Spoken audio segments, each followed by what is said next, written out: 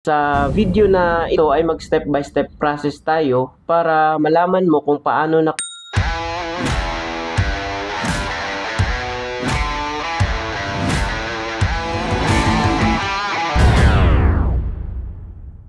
Hello mga katulbaks! Welcome back to our channel at sa video natin ngayon ay tatalakayin natin kung ano-ano ang mga kailangan nating mga solar materials o components kung magdi-DIY tayo ng 1 kilowatt solar setup.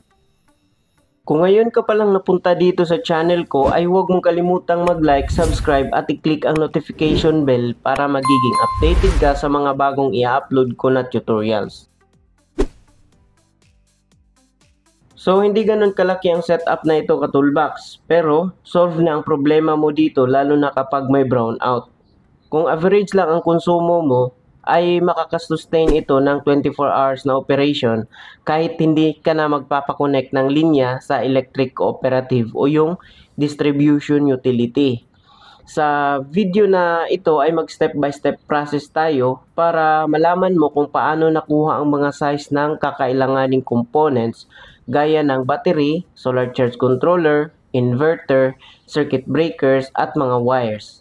Ibibigay ko rin ang mga estimated amounts na aabutin sa bawat sample setup ng 1 kilowatt na may 1 kilowatt na inverter, 1 kilowatt na may 2 kilowatt inverter, at 1 kilowatt setup na may 3 kilowatt inverter. Marami kasi ang klase ng setup na 1 kilowatt at mag-iiba din ang mga components nito base na lang sa load. So, last time may ginawa tayong table na sakto sa 1 kilowatt solar setup. At ang setup na ito ay may average harvest na 4,500 watt hours araw-araw. Kung hindi mo pa napanood yun ay check mo lang ang link sa description. So, narito ang ilang halimbawa ng mga appliances na pwedeng mapapaandar o mapaandar sa 1 kilowatt na solar setup. Una ay itong table na ito. I-pause mo lang ang video para ma-screenshot ang table na ito. By the way katulbak, sa last part nitong video ay maglalagay ako ng ibang mga sample appliances dito sa table at makikita doon ang ibang pwedeng i-load sa solar setup na ito. Pati ang mga components na kailangang palitan para mapagana ang mga nasabing mga parts. Ang link ditong table ay nasa description para pwede nyong i-trial and error ang mga pwedeng i-load sa plano nyong gagawing solar setup. So, ang gagamitin nating solar panel dito ay itong dalawang 500 watts. Ang battery bank system natin ay 24 volt system. Kung lead acid battery na gagamitin o lead acid battery ang gagamitin natin ay gagamit tayo ng 375 Ah pero ang available nang na malapit dito sa 375 Ah ay 400 Ah. At kung lithium iron phosphate naman ang gagamitin ay gagamit tayo ng 219 Ah. Pero pwede tayong gumamit ng 200 Ah na 24 volt or 240 Ah na 24 volt na available ngayon sa market. Mas maganda rin ang LiFePO4 ang gagamitin dahil mas durable ito at tiyak na mas economical kaysa sa lead acid battery. At kung itong 240 Ah ang ating gagamitin ay ilimit na lang natin ang usage to 4,500 watt hours. By the way katulbaks, ang mga materials na recommended ko sa setup na ito ay nasa description. Check mo lang doon para makita mo kung alin ang mas preferred materials mo. Ngayon, ang solar charge controller naman na gagamitin ay ang 40 amps na MPPT. Either itong SRNE, One Solar, POWMR or yung ibang mga brand. Importante lang na kaya nito ang total VOC ng ating solar panel at kaya yung wattage sa 24 volt system. Ngayon ay sa inverter naman. Kung ganitong mga loads ang i-connect na may total of 567 watts lang ay pwede na ang 1000 watts na inverter o yung 1 kilowatt. Pero mamaya ay iibahin natin ang mga loads para makita mo kung paano mag-a-adjust ng inverter, breaker at wires base sa loads. Ngayon ay sa wires naman tayo. Meron tayong 4 na main parts na kailangang alamin dito. Una, ang wire mula solar panel papuntang charge controller. Pangalawa, ang mula solar charge controller papuntang battery. Pangatlo, ang mula battery papuntang inverter. At pang-apat ay ang wire mula inverter papuntang mga saksakan ng appliances. Una nating alamin ang wires na gagamitin sa solar panel papuntang charge controller. Pero bago yan, atin munang i-finalize ang connection ng ating solar panel. Bawat solar panel dito ay may ISC o short circuit current na 15.03 amps. Ang open circuit voltage or VOC naman ay 40.1 volt at ang VMP ay 33.3 volt. Magagamit kasi natin itong tatlong values sa pag-compute ng solar wire. So, kung parallel natin ito, magkakaroon tayo ng total voltage na 33.3 volt at ang total current ay 30.06 amps. At kung i-series naman natin ay 66.6 volt ang voltage at 15.03 ang current. Pwede tayo dito sa parallel pero mas makakatipid tayo ng wire kapag i-series natin dahil mas mababa ang current sa series. Kaya pwede ang mas manipis na wire at maliit na circuit breaker dito. Sa parallel kasi mataas ang current kaya kailangan din ng mas makapal na wire at mahal yun. Pati ang breaker na mas malaki ang amperahe, mahal. Ang wire sizing na ito ay isasama ko din doon sa Google Sheet na nasa description. Base sa table, ang pwedeng wire dito ay gauge 8 at maximum of 7.8 meters lang ang haba. Mas maiksi, mas maganda. So dito naman sa SCC2 battery, ang sakto ditong gauge ay gauge 8 din. Pero kung may gauge 6 ka, mas maganda. Ngayon naman sa battery side to inverter. Dito sa part na ito ay depende sa gagamitin mong inverter. Kung ang inverter na gagamitin mo ay 1000 watts o 1 kilowatt, gagamit ka dito ngayon ng gauge 8 or mas malaki pa. Itong 1000 watts na inverter kasi ay mababawasan pa dahil sa 80% na safety factor. Kaya magiging 800 watts na lang ang capacity nito o maximum na pwedeng i-connect dito na appliances. So dahil 24 volt system tayo, gagamit tayo ngayon ng 25.6 volt na voltage dahil lithium iron phosphate ang battery na gagamitin natin.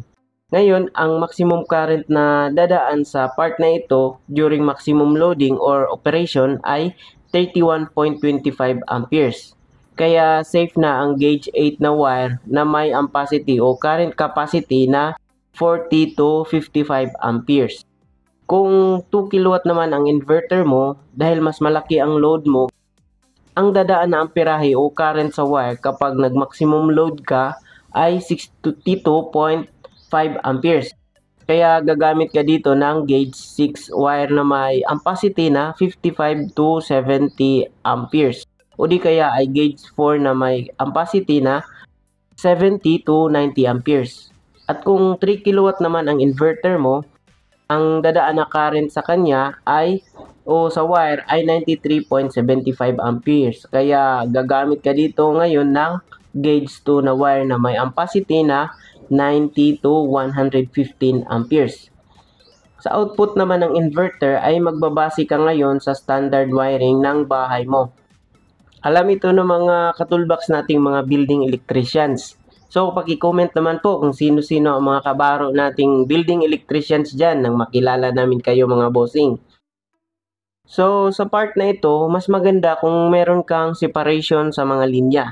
Iba ang linya ng para sa ilaw, iba ang para sa outlet, at iba naman ang linya para sa special purpose outlet o SPO na para sa mga mabibigat na loads gaya ng aircon, freezers, bath heaters, at iba pa. So, para sa linya ng mga ilaw, ang wire na gagamitin mo ay gauge 14. Sa mga outlet naman ay gauge 12. At sa mga SPO o special purpose outlet naman ay gauge 10 or mas malaki pa kung kakailanganin. Ngayon ay sa mga circuit breakers naman tayo. By the way, alam mo ba katulbox na may dalawang klaseng protection na ginagawa ang ating mga circuit breaker sa isang circuit?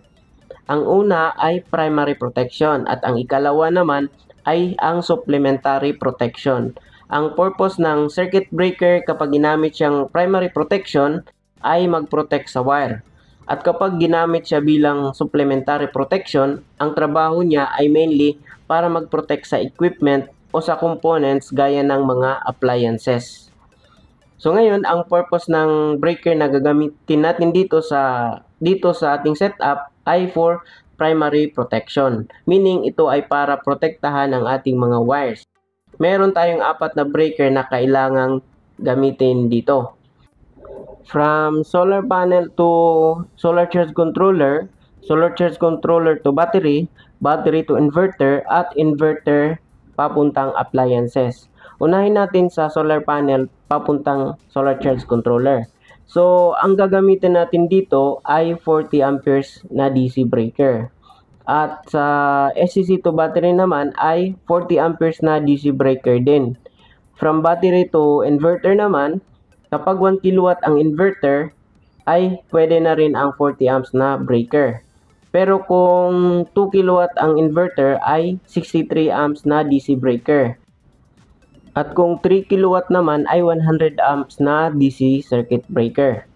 Ngayon sa output naman ng inverter, ang standard ay 15 amps na AC circuit breaker para sa ilaw, 20 amps AC circuit breaker para sa outlet, at 30 amps na AC circuit breaker naman para sa mga special purpose outlets o SPO.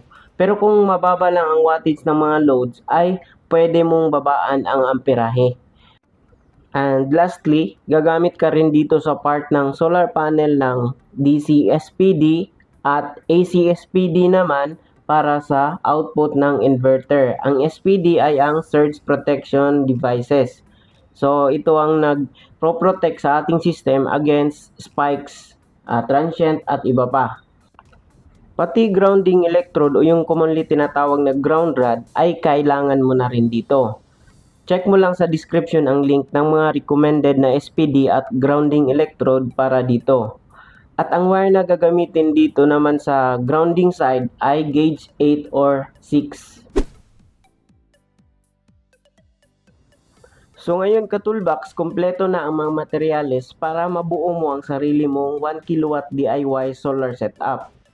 Ang average cost pala nitong 1 kilowatt setup na may 1 kilowatt inverter, kung i-DIY mo ay nasa around 81,000. Pero kung 2 kilowatt naman ang inverter ay 87,000.